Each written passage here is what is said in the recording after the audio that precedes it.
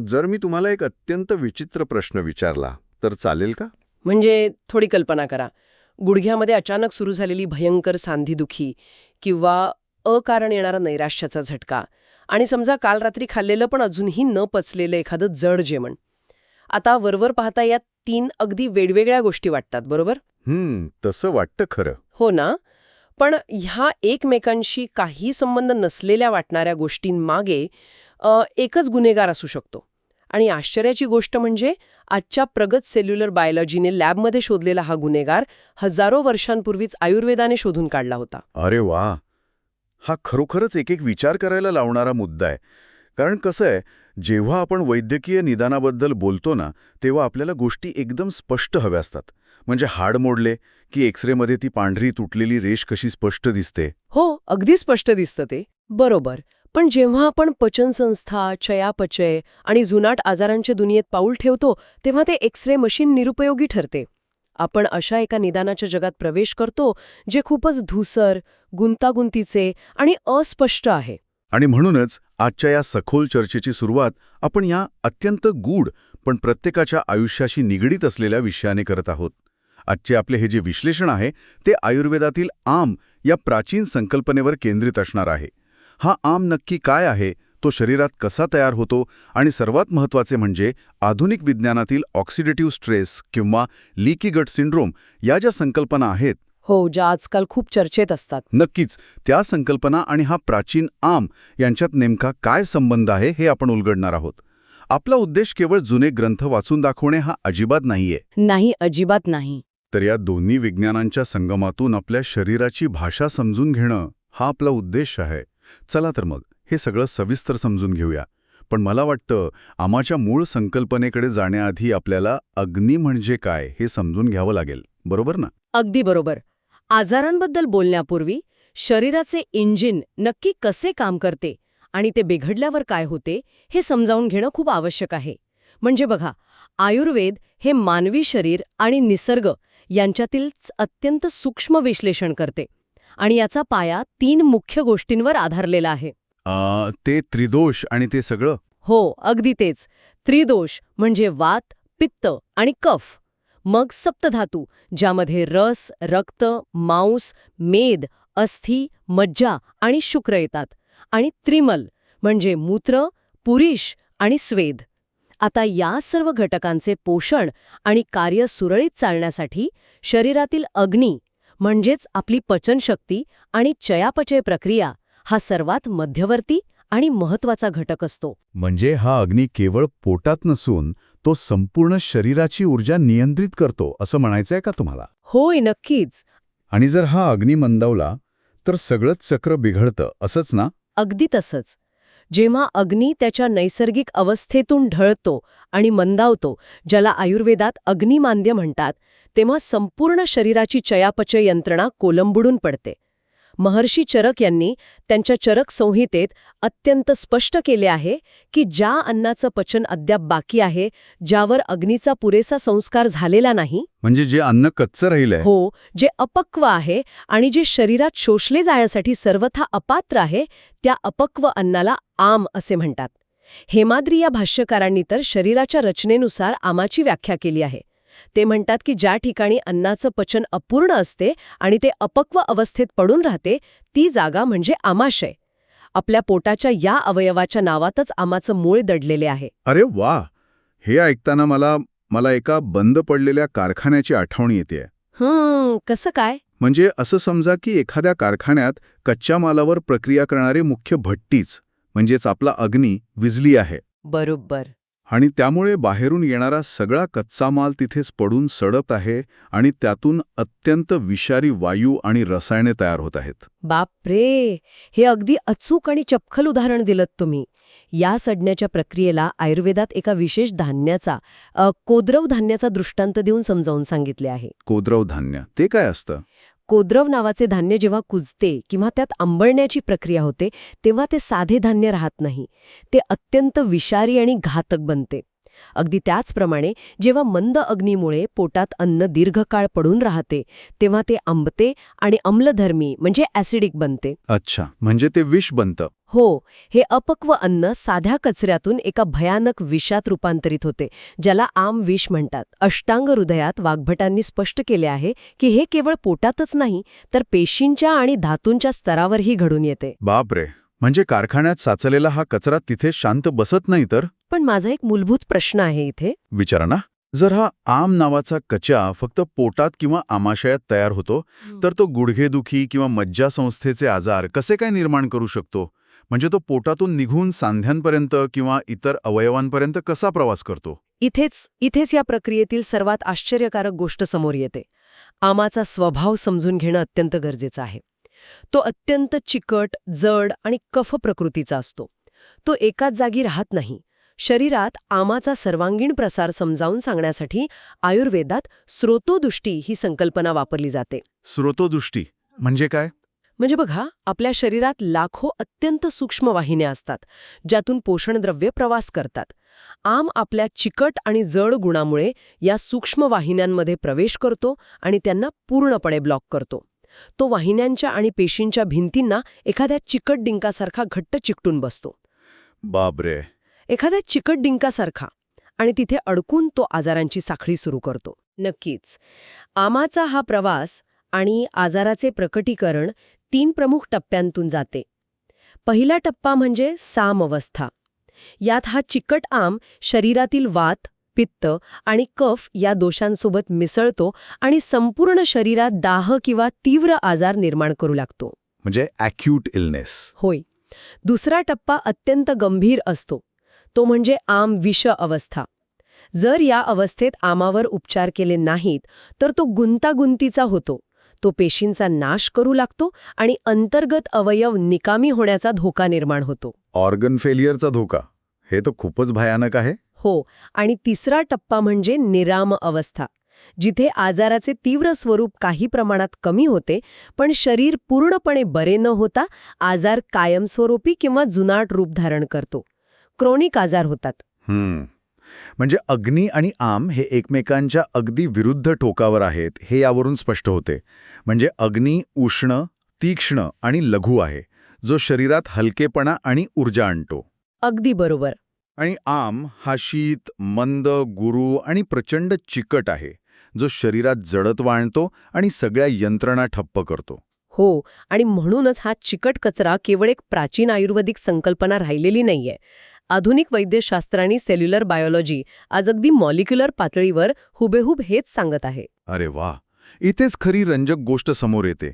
म्हणजे हा केवळ प्राचीन ग्रंथ आणि आधुनिक विज्ञान यांच्या वरवरचा मेळ नाहीये, तर हा 2 वेगवेगळ्या भाषांमध्ये सांगितलेला एकच सत्यशोध आहे. अगदी 100%.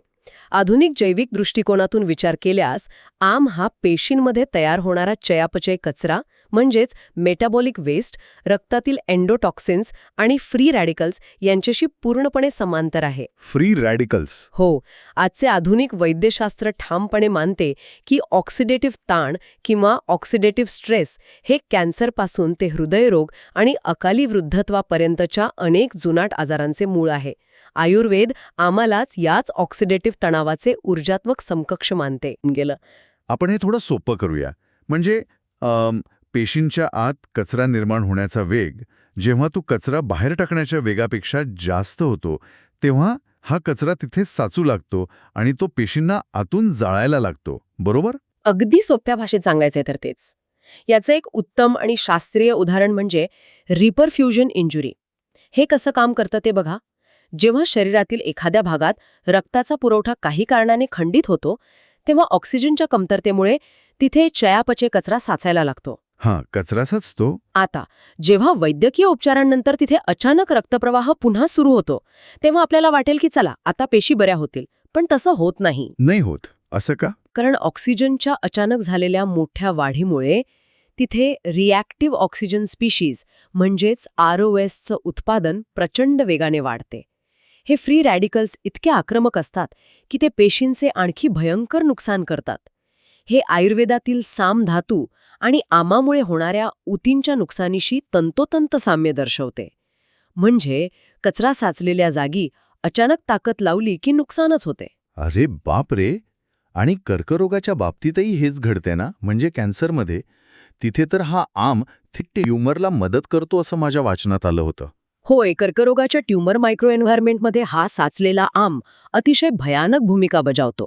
तिथे साचलेला ऑक्सिडेटिव्ह ताण VEGF नावाच्या प्रथिनाच्या प्रकटीकरणास प्रोत्साहन देतो.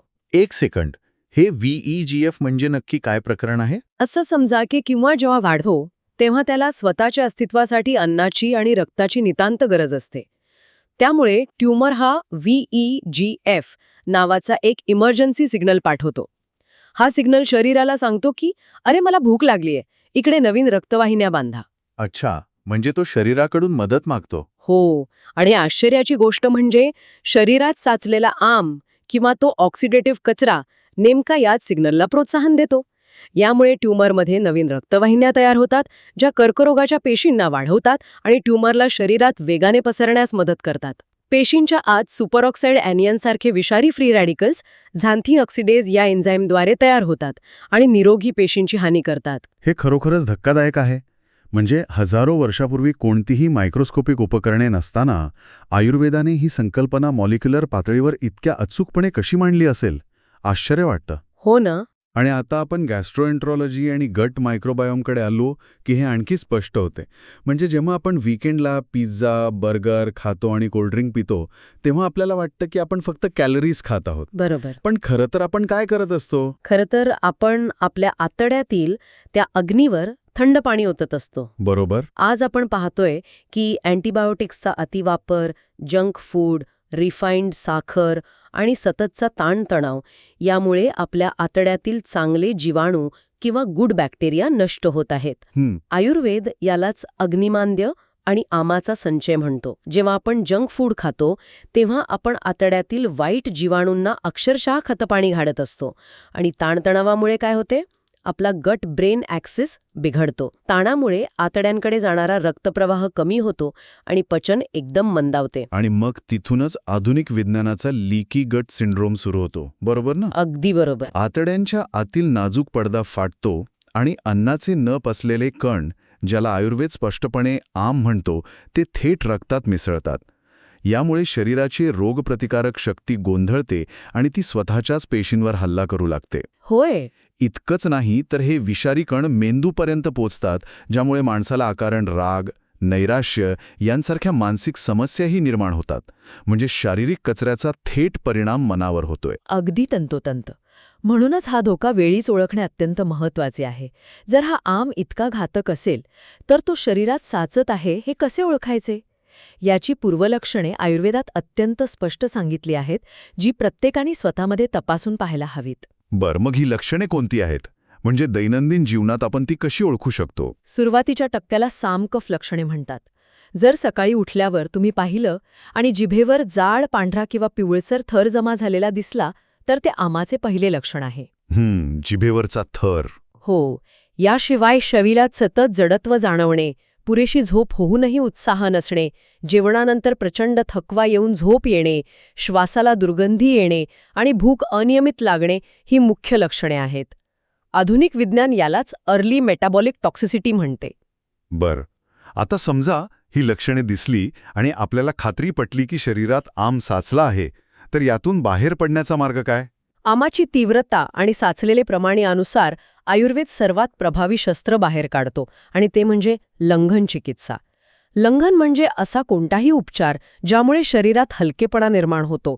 चरक संहितेमध्ये याचे 10 मुख्य प्रकार सांगितले आहेत. एक मिनिट, लंघन म्हणजे फक्त उपवास ना? मग यात नवीन काय आहे? आजकाल सगळेच इंटरमिटेंट फास्टिंग करतात. हे 10 प्रकार कुठून आले? इथेच मोठा गैरसमज होतो. लंघन म्हणजे केवळ अन्नाचा त्याग नव्हे. यामध्ये वमन म्हणजे उलटी करून दोष बाहेर काढणे, विरेचन म्हणजे जुलाब, निरुह बस्ती आणि नस्य ही पंचकर्माचे प्रकार येतात. पण या व्यतिरिक्त अत्यंत साधे वाटणारे प्रकारही आहेत. जसे की पिपासा म्हणजे तहान रोखून धरणे, मारुत सेवन म्हणजे मोकळ्या हवेचे सेवन करणे, आतप सेवन म्हणजे सकाळच्या कोवड्या उन्हात राहणे, पाचनाची औषधे घेणे आणि व्यायाम करणे. थांबा. उपवासाने कचरा साफ होतो हे मला समजलं. पण तहान रोखून धरणे किंवा उन्हात बसणे याने शरीरातील तो चिकट आम कसा नष्ट होईल? यामागे काय लॉजिक आहे? अतिशय उत्तम प्रश्न विचारलात. कारण जेव्हा तुम्ही शरीराला बाहेरून पाणी देणं थांबवता, म्हणजेच पिपासा, तेव्हा शरीर पाण्याची गरज भागवण्यासाठी आत साचलेल्या आमरूपी चिकट आणि जलीय कचऱ्यातील ओलावा शोषून घ्यायला सुरुवात करतं. अच्छा. हो, ती एक प्रकारची ड्रायिंग प्रोसेस आहे. उन्हात बसल्याने उष्णतेमुळे शरीराचा अग्नी वाढतो आणि हा ओला कचरा सुकतो आणि जळून खाक होतो. हे तर एखाद्या कम्प्युटरचा सिस्टीम रिबूट किंवा कारखान्यातील पॉवर कट सारखा आहे, जिथे सिस्टीम नवीन कच्चा माल घेण्याऐवजी आज जो जुना कचरा पडून आहे तो साफ करण्यावर लक्ष केंद्रित करते. आणि याचाच संबंध आधुनिक विज्ञानातील ऑटोफॅजीशी जोडला जातो ना, जिथे शरीर स्वतःमधील खराब पेशी खाऊन नष्ट करते. अगदी बरोबर. पण मला एक सांगा, जर उपवास इतका चांगला आहे तर मग लोक रोज उपवास का करत नाहीत? अतिउपवास केला तर फायदा होण्याऐवजी नुकसान कसे होऊ शकते? यावरून एक अत्यंत महत्त्वाचा आणि धोक्याचा इशारा निर्माण होतो. लंघनाचा अतिरेक झाला तर त्याचे भयंकर दुष्परिणाम होऊ शकतात. म्हणजे तुम्ही रिकाम्या इंजिनला फुल स्पीडमध्ये पळवू शकत नाही. चरकसंहितेनुसार अतिलंघनामुळे शरीरातील वात प्रचंड वाढतो. यामुळे सांधेदुखी वाढते, कोरडा खोकला येतो, शरीराचा अग्नी पूर्णपणे नष्ट होऊन भूक कायमची जाते, अति तहान लागते, दृष्टी आणि ऐकण्याची क्षमता कमी होणे आणि सर्वात भयंकर म्हणजे निद्रानाश म्हणजे झोप उडणे असे उपद्रव उद्भवतात. म्हणूनच लंघन हे व्यक्तीची ताकद आणि वय कमी होणार नाही इतक्याच मर्यादेत आणि तज्ज्ञांच्या मार्गदर्शनाखालीच केले जावे. हे समजलं. तर मग उपवासामुळे शरीरात नवीन आम तयार होणे थांबेल. पण जो जुना, अत्यंत चिकट आम शरीरात खोलवर, सूक्ष्म वाहिन्यांमध्ये कित्येक वर्षांपासून अडकून बसला आहे, त्याचे काय? तो कसा बाहेर काढायचा? तिथेच पाचन आणि शोधन या दुहेरी चिकित्सेची गरज भासते. शोधन म्हणजे पंचकर्म. सर्वप्रथम पाचन केले जाते. पाचन म्हणजे साचलेल्या आमाचे पचन करणे. आमाचा चिकटपणा आणि जडत्व नष्ट करण्यासाठी सुंठ, काळी मिरी, पिपली, त्रिफळा, मुस्ता आणि हिंग यांसारखी उष्ण आणि तीक्ष्ण औषधे वापरली जातात. आणि या पाचनानंतर लगेच पंचकर्म करून तो कचरा ओढून काढला जातो? नाही. इथेच आयुर्वेदाचा अत्यंत महत्त्वाचा आणि सुवर्ण नियम आहे. जोपर्यंत वाढलेले दोष आमाशी घट्ट जोडलेले आहेत, ज्याला साम अवस्था म्हणतात, तोपर्यंत त्यांना शरीराबाहेर काढण्याचा किंवा शोधन करण्याचा प्रयत्न चुकूनही करू नये. आधी पाचन औषधे देऊन उष्णतेने त्या आमाला विरघळवणे सक्तीचे असते. आहा, आता मला तो दुवा सापडला. म्हणजे जर आपण एखाद्या प्लास्टिकच्या नळीत डिंक चिकटला असेल आणि तो तसाच खरवडून किंवा बळजबरीने ओढून काढण्याचा प्रयत्न केला तर काय होईल? नळी फाटेल. अगदी बरोबर, ती नळीच फाटेल. त्यामुळे आधी त्या नळीला बाहेरून उष्णता देऊन तो डिंक वितळवणे म्हणजेच पाचन करणे गरजेचे आहे. तो डिंक पूर्ण वितळला की मगच नळी साफ करणे म्हणजे शोधन सुरक्षित असते. अगदी तंतोतंत. आम्हाला विरघळवल्याशिवाय पंचकर्म केले तर शरीराच्या सूक्ष्म वाहिन्या फाटून मोठे नुकसान होऊ शकते. एकदा तो चिकट आम विरघळला आणि त्याचे रूपांतर दोषांमध्ये झाले की मग वमन, विरेचन, बस्ती, नस्य आणि रक्तमोक्षण या पंचकर्मांद्वारे तो अत्यंत सुरक्षितपणे शरीराबाहेर काढला जातो. हे सगळं ऐकायला कदाचित खूप थेरॉटिकल वाटेल, पण प्रत्यक्ष क्लिनिकल प्रॅक्टिसमध्ये हे कसं काम करतं याचे जिवंत संदर्भ आज आपल्याकडे आहेत. आजकालचे काही प्रगत आयुर्वेदिक तज्ज्ञ हे केवळ सांधेदुखीची गोळी देण्याऐवजी थेट पेशींमधील हा आम विरघळवण्यावर काम करत आहेत. हो, अशी बरीच उदाहरणे आहेत. उदाहरणार्थ पिंपरी चिंचवडमधील डॉक्टर बैजू के नाईर, ते 2 दशकाहून अधिक काळ या तत्वांवर काम करत आहेत. ते रोगाची लक्षणे दाबून टाकण्याऐवजी रोगाच्या मूळ कारणावर म्हणजेच आमावर प्रहार करतात. त्यांच्या केंद्रात अभ्यंग, शिरोधारा अशा प्रगत प्रक्रियांद्वारे संधिवात आणि जुनाट पोटाच्या आजारांवर मुळापासून उपचार केले जातात. नक्कीच. आणि यासोबतच पुण्यातील डॉक्टर अमित अरुण हिरवे यांच्या संजीवन आयुर्वेद आणि पंचकर्म केंद्राचेही उदाहरण घेता येईल. ते प्रत्येक रुग्णाची प्रकृती आणि सद्यविकृती अत्यंत बारकाईने समजून घेऊन पर्सनलाइज्ड उपचार योजना तयार करतात.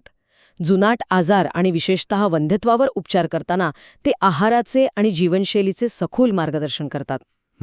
ही जिवंत उदाहरणे सिद्ध करतात की हे केवळ प्राचीन ग्रंथ नाहीत, तर हे शास्त्र आजच्या आधुनिक काळातही जुनाट आजार बरे करण्यासाठी तितकेच प्रभावी आहे. खरंय, या संपूर्ण चर्चेवरून एक गोष्ट स्पष्ट होते की शरीरातील अग्नीचं रक्षण आणि आमाचं समूळ उच्चाटन हेच निरोगी आणि दीर्घायुषी जीवनाचं एकमेव शाश्वत रहस्य आहे.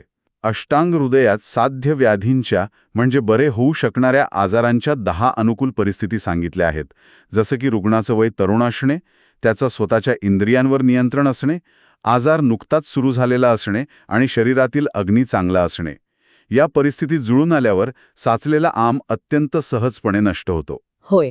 आणि शेवटी जर आपण या सगळ्याकडे एका व्यापक आणि भविष्यवेधी दृष्टिकोनातून पाहिले ना, तर एक अतिशय वेगळा विचार समोर येतो, जो कदाचित वैद्यकीय जगाची दिशा बदलू शकेल. कोणत्या विचार? सध्याची आपली आधुनिक रुग्णालये पहा. ती अवयवानुसार विभागली गेली आहेत. हृदयासाठी कार्डिओलॉजी, बेंदूसाठी न्यूरोलॉजी, पोटासाठी गॅस्ट्रोएन्ट्रॉलॉजी.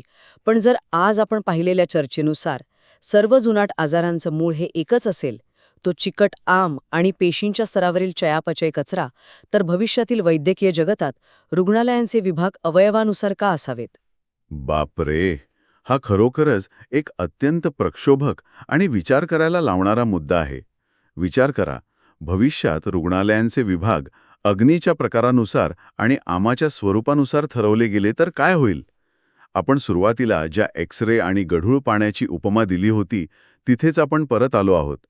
जर आपण आजाराचं मूळ रूप, तो पेशींच्या पातळीवरचा चिकट कचरा ओळखायला शिकलो, तर कदाचित ते निदानाचं गढूळ पाणी पुन्हा एकदा एक्स-रे सारखेच स्पष्ट आणि पारदर्शक होईल. नक्कीच. आपल्याला फक्त बघण्याची दृष्टी बदलायची आहे. आणि हाच अत्यंत सकारात्मक आणि क्रांतिकारी विचार घेऊन आजची ही सखोल चर्चा आपण इथेच थांबूया. निरोगी रहा, सजग रहा आणि सर्वात महत्त्वाचे, आपल्या आतल्या अग्नीची कायम काळजी घ्या.